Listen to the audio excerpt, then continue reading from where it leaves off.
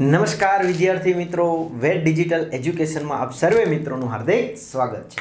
વિદ્યાર્થી મિત્રો, આપણે જે ભૂગોળની ચર્ચા કરી રહ્યા છીએ, જેમાં પાઠ 1ની ચર્ચા કરીએ છીએ અને એમાં એન્ડ તરફ આગળ વધી રહ્યા છીએ. પાઠના એન્ડ તરફ આગળ વધી રહ્યા છીએ કે જે આપણે ભૂગોળ રિલેટેડ જે પણ કંઈ અલગ અલગ શાખાઓ છે અને એમની પેટા શાખાઓ છે, એમાં કયા કયા ટોપિકનો સમાવેશ થાય છે એની આપણે ચર્ચા કરી રહ્યા છીએ. ક્લિયર છે? તો ચાલો આપણે હવે આગળ વધીએ. આપણે જે ચર્ચા કરવાની હતી એ કે જે પ્રાદેશિક ભૂગોળ, જે ભૂગોળના જે બે પ્રકાર આપણે જે જોતા હતા, કયા ટોપિકની ચર્ચા કરી રહ્યા છે, તો કે પદ્ધતિસર અભિગમના આધારે ભૂગોળની શાખાઓ. રેડી? એની ચર્ચા થઈ. રેડી? જે પણ અલગ હતી એની આપણે ચર્ચા કરી દીધી. એના પેટા પ્રકારની ચર્ચા થઈ ગઈ, સમજો. પછી બીજો પ્રકાર કયો પડે છે, તો કે પ્રાદેશિક અભિગમ. તો એમાં પેટા પ્રકાર બહુ ઓછા છે, સરળ છે. તો શું છે? તો કે ભાઈ પ્રાદેશિક અભિગમના મુખ્ય ઉપશાખાઓ નીચે પ્રમાણે છે. તો કે પ્રદેશ રિલેટેડ વાત કરવાની છે, તો કે પ્રાદેશિક અધ્યયન છે, આ સિવાય પ્રાદેશિક વિશ્લેષણ છે, પ્રાદેશિક વિકાસ છે અને પ્રાદેશિક આયોજન છે. તો કે આમાં એની શાખાઓ બહુ લિમિટેડ છે, એટલે બહુ કોઈ વધારે ડીપમાં જરૂર છે નહીં. શું?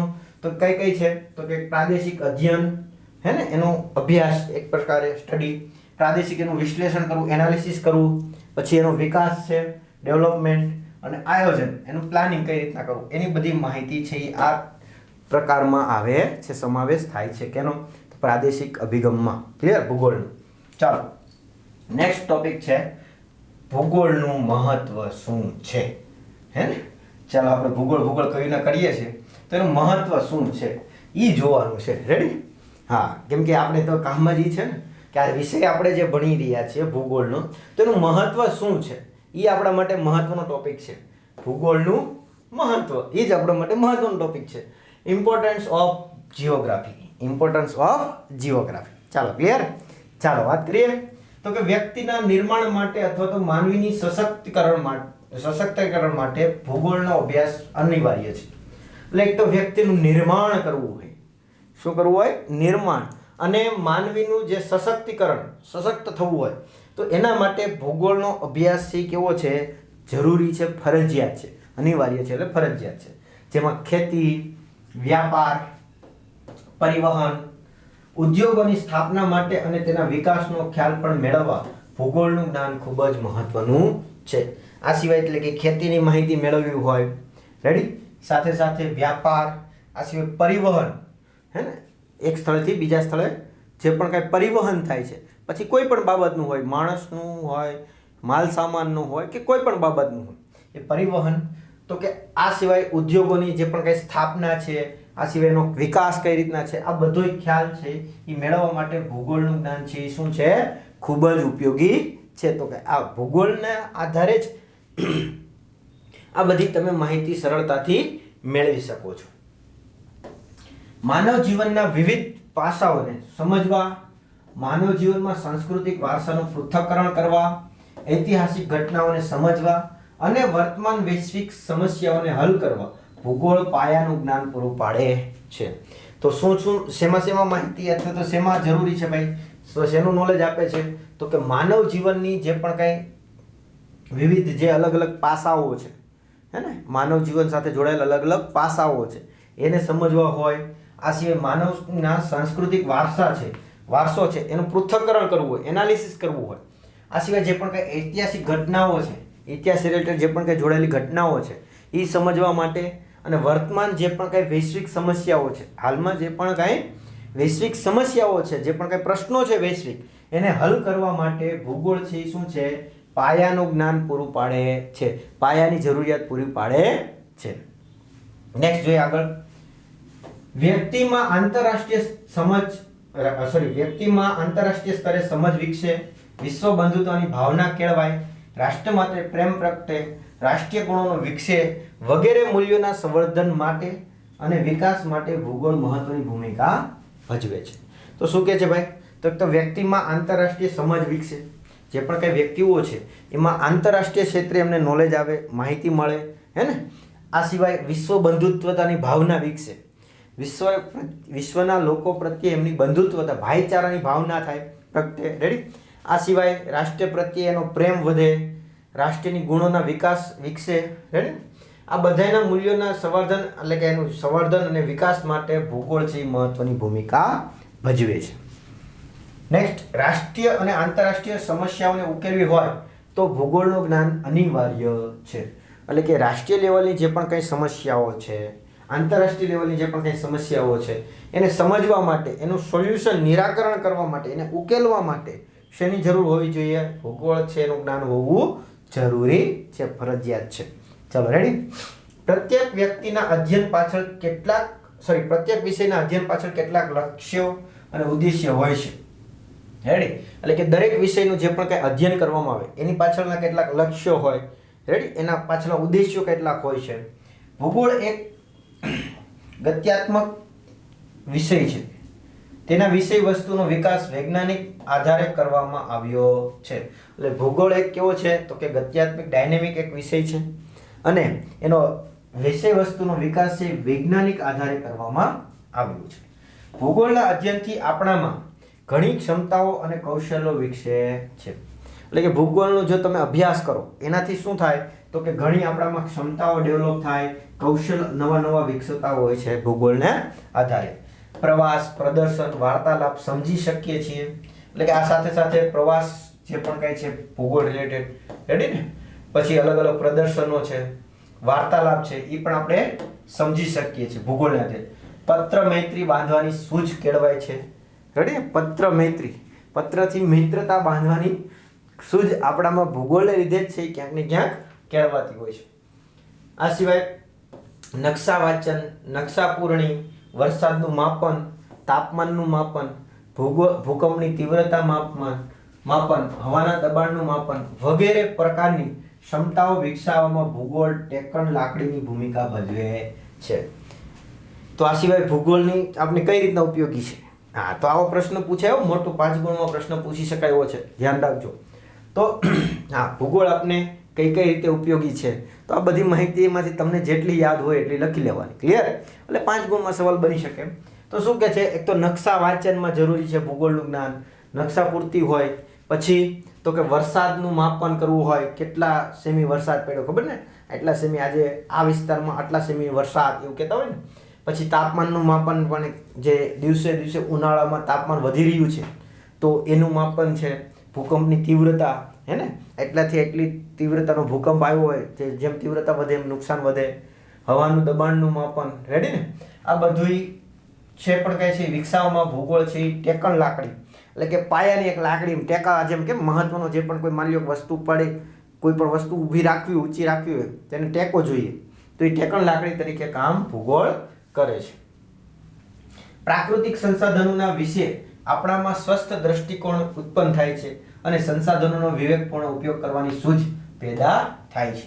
એટલે કે જે પણ કાંઈ પ્રકૃતિ રિલેટેડ જે પણ કાંઈ આપણને સંસાધનો મળે છે, હે ને, સંસાધનો જે પણ કાંઈ અલગ અલગ છે, પ્રકૃતિ રિલેટેડ મળે છે, એનો આપણે કઈ રીતના પહેલાં તો એની પ્રત્યેનો દ્રષ્ટિકોણ, જોવાની વૃત્તિ એ આપણામાં બદલી જાય છે ભૂગોળનું નોલેજ હોય તો. સાથે સાથે એનો કઈ રીતના વિવેકપૂર્ણ ઉપયોગ કરવો એની પણ સૂઝ આપણામાં ઊભી થાય છે. કેમ કે એની માહિતી આપણે લેશું તો એને રિલેટેડ સંસાધનો કેટલા છે, શરૂઆતમાં કેટલા હતા, હાલમાં કેટલા છે, એનું એનાલિસિસ આખું માહિતી મળશે, ડેટા મળશે, અને એના આધારે એનો હવે પછી આપણે કેટલા સમય સુધી એને વાપરી શકશું અંદાજિત, આ બધું આપણે એના આધારે નક્કી કરી શકીએ છીએ. એટલે પાયાની આપણે માહિતી મળી શકે ભૂગોળના આધારે. આ સિવાય મૃદાવરણ એટલે કે ઘનાવરણ, વાતાવરણ, જલાવરણ, જીવાવરણ સંબંધિત વિશેષતાઓ અને વિવિધતાઓની જાણકારી પણ કોણ આપે છે? ભૂગોળ આપે છે. જે 4 આવરણો આપણા છે, એક મૃદાવરણ એટલે જે જમીન સ્તરીય વાત છે, પછી વાતાવરણની વાત છે, જલાવરણમાં પ્રાણી રિલેટેડ વાત છે, અને જીવાવરણ, આ બધાની આવરણનો સમાવેશ જીવાવરણમાં થાય છે. તો એ બધાની વિવિધતાની જાણકારી પણ કોના આધારે મળે છે? ભૂગોળના આધારે મળે છે. જેથી વ્યક્તિની પોતાની સ્વાભાવિક જિજ્ઞાસા વૃત્તિ સંતોષાય છે. એટલે આ બધાના આધારે જે વ્યક્તિની જે નવું જાણવાની જે ઈચ્છાઓ છે, જિજ્ઞાસા છે, રેડી, એ પણ ક્યાંક ને ક્યાંક ભૂગોળને આધારે જ સંતોષાતી હોય છે.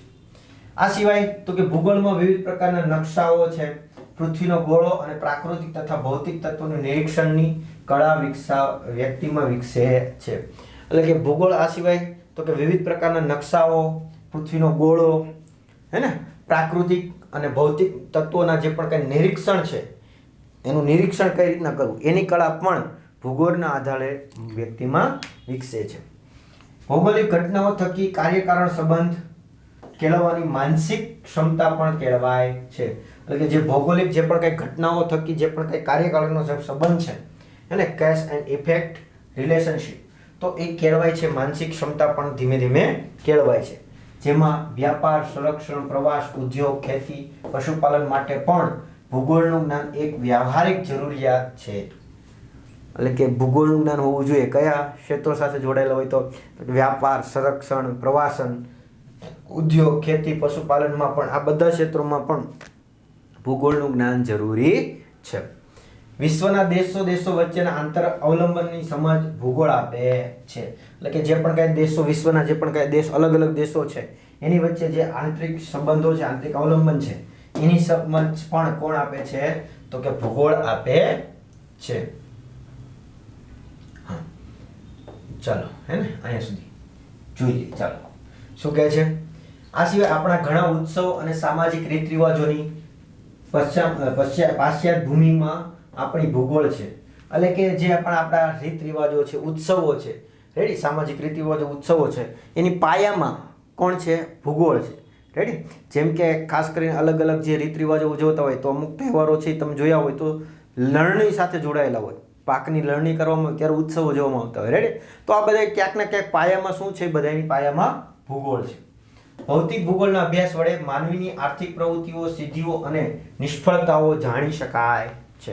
એટલે કે જે ભૌતિક ભૂગોળ છે એના અભ્યાસથી માનવીની જે પણ કંઈ સિદ્ધિઓ છે, રેડી, પ્રવૃત્તિઓ છે અને એની નિષ્ફળતા છે, આ બધું છે એ આના આધારે જાણી શકાય છે.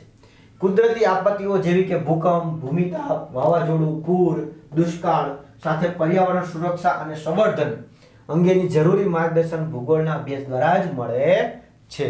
એટલે જે પણ કંઈ કુદરતી આપત્તિઓ છે, ભૂકંપ છે, ભૂમિતાપ છે, રેડી, વાવાઝોડું છે, પૂર છે, દુષ્કાળ છે, રેડી, સાથે પર્યાવરણની સુરક્ષા અને એનું સંવર્ધન છે, આ બધાનું માર્ગદર્શન છે, આ બધાની માહિતી છે, એ બધી ભૂગોળના અભ્યાસથી જ મળે છે. વૈશ્વિક સમસ્યાઓ જેવી કે ઉર્જા અને જળ સંરક્ષણ, પર્યાવરણ જતન, પ્રદૂષણ અને નિયંત્રણ અંગેની જરૂરી જ્ઞાન પણ ભૂગોળના અભ્યાસથી જ મળે છે. એટલે કે જે વૈશ્વિક સમસ્યાઓ છે જેવી કે ઉર્જા અને જળ સંરક્ષણ છે, પર્યાવરણીય જતન છે, પ્રદૂષણ નિયંત્રણ અંગેની જરૂરી જ્ઞાન છે. એટલે કે આ બધી જે સમસ્યાઓ અંગેનું જ્ઞાન એ પણ આપને કેમાંથી મળે છે? ભૂગોળના અભ્યાસથી જ મળે છે. હા, અને એનો અભ્યાસ વગર અધૂરું છે એમ કહેવા એવું માંગે છે. જો તમે ભૂગોળની માહિતી ના હોય તો આ બધું જ્ઞાન તમને મળે નહીં.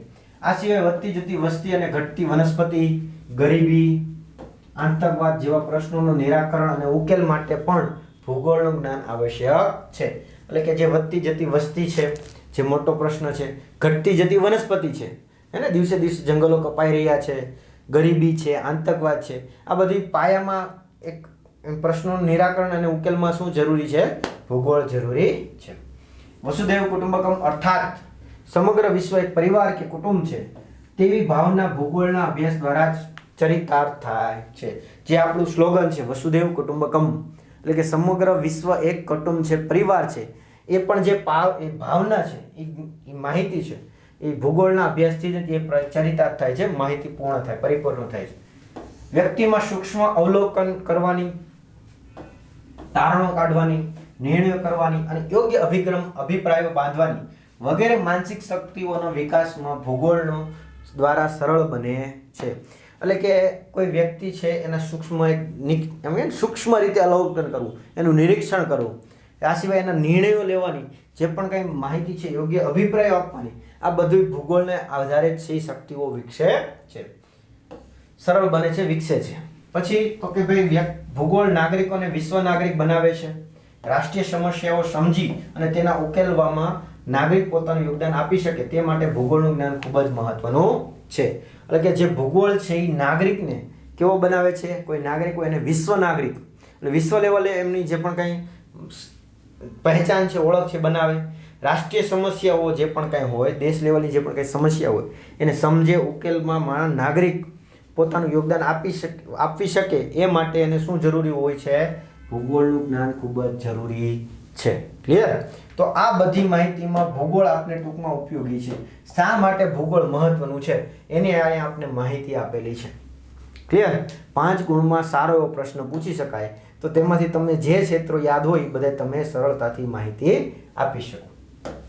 તો વિદ્યાર્થી મિત્રો હે ને અહીંયા આપેલું છે. વિદ્યાર્થી મિત્રો આ પ્રકરણમાં આપણે ભૂગોળના સમગ્ર વિષય વસ્તુથી તમે વાકેફ બન્યા છો. એટલે કે ભૂગોળની સમગ્ર વિસ્તાર કર્યો છે. આ પ્રકરણમાં ભૂગોળ શું છે, ભૂગોળની શાખાઓ શું છે, એમાં શેનો અભ્યાસ થાય છે, આ બધી જ ચર્ચા મિત્રો આપણે આ પ્રકરણમાં કરી છે. હવે પછીના પ્રકરણમાં આપણે ભૌતિક ભૂગોળનો ક્રમશઃ શીખવાના છીએ. દરેક પ્રકરણના અંતે આપેલા સ્વાધ્યાયના પ્રશ્નો તમારી જિજ્ઞાસા વૃત્તિને સંતોષવા આપે છે અને તમારા અભ્યાસ વિષયક સિદ્ધિઓને ઊંચે લઈ જવાનો મદદ કરે છે. કોણ? સ્વાધ્યાયના પ્રશ્નો. તો મિત્રો આવા પ્રશ્નો આપણે ભૂગોળને ખૂબ જ રસપૂર્વક છે અને જિજ્ઞાસા સાથે શીખીએ. તો હવે પછીના ચેપ્ટરમાં આ બધું શીખવાનું છે. પણ હવે અત્યારે પ્રશ્ન છે જિજ્ઞાસા વૃત્તિ આપણી સંતોષવી છે. પાઠમાં એવું કહેવાય છે કે સ્વાધ્યાયના પ્રશ્નો જેમાં આપણે વધારે તકલીફ પડે છે કે સાહેબ પ્રશ્નો તો છે ઠીક છે પણ કયા પ્રશ્નોમાં કેટલું લખવું એ અમને ખબર પડતી નથી. તો ટેન્શન નહીં લેવાનું ભાઈ. રેડી? તો આ જે બધાય પ્રશ્નો છે સંક્ષિપ્તમાં છે ને 1-2 વાક્યમાં છે ને બધું વિકલ્પ છે, બધાયના પ્રશ્નોના જવાબ મિત્રો ક્યાં છે? તો પહેલા તો મિત્રો આ બધા જે પ્રશ્નો છે સ્વાધ્યાયના એનો પહેલા તો આપણે સોલ્યુશન સાથે વિડીયો મૂકી દીધો છે. હા, અહીં બાકી નથી, મુકાઈ ગયો છે. રેડી? તો ત્યાંથી તમે જોઈ શકશો. અને બીજી વસ્તુ મિત્રો, આની જો PDF જોતી હોય તો સ્વાધ્યાય સોલ્યુશનની, તો મિત્રો જેમ કીધું એમ આપણી એપ્લિકેશનમાં તમારે જવાનું છે, હે ને? રેડી? ડાઉનલોડ કરી લેશો ને બધું તમને ખ્યાલ જ છે. રેડી? પછી હવે તમારે ઓપન થઈ જાય એટલે પેઇડ કોર્સમાં જવાનું. ક્યાં? પેઇડ કોર્સમાં. ત્યાં તમને ધોરણ 11નું એક ફોલ્ડર જોવા મળશે. એ ફોલ્ડરમાં મિત્રો તમને શું મળશે? યસ, ધોરણ 11ના ભૂગોળ વિષયની બધા ચેપ્ટરની સ્વાધ્યાયની PDF. આ ખાલી ભૂગોળની નહીં, ઇતિહાસ, સમાજશાસ્ત્ર, મનોવિજ્ઞાન બધાય વિષયની છે ને ભાઈ, ઇકોનોમિક્સ ને બધું ગુજરાતી બધા વિષયની છે. રેડી? અને આ સિવાય વિષયમાં તમારે બીજા વિષયના કોઈ વિડીયો જોવા હોય તો જોઈ લેજો. અને આ બાકીના એક્ઝામ જે પણ મેનુ છે એમાં જશો એટલે તમને માહિતી મળી જશે બીજી. રેડી? એટલે આ બે તમને જણાવી છે, બાકીની તમે તમારી રીતના જોઈ લેશો. તો તમને આવી રીતના મિત્રો પાઠ 1માં સંપૂર્ણ માહિતી ખ્યાલ આવી ગયો હશે. હવે નેક્સ્ટ વિડીયો લેક્ચરમાં મિત્રો આપણે પાઠ 2ની ચર્ચા કરીશું.